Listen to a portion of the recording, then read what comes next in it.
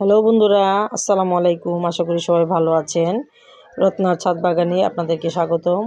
বন্ধুরা, প্রতিদিনই আমার টমেটো বেডের সামনে আসতে হয়, কেননা 2 থেকে 3 কেজি টমেটো প্রতিদিনই আমার হারভেস্ট করতে হয়, যেহেতু টমেটো পাকা শুরু হয়ে গেছে।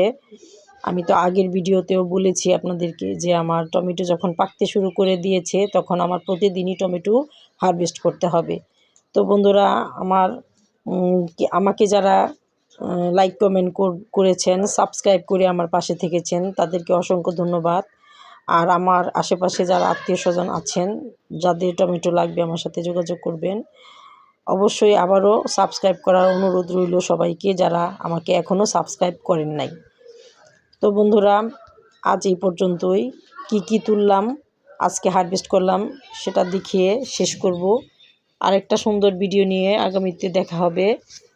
আজ এই পর্যন্তই। আসসালামু আলাইকুম রহমতুল্লাহি।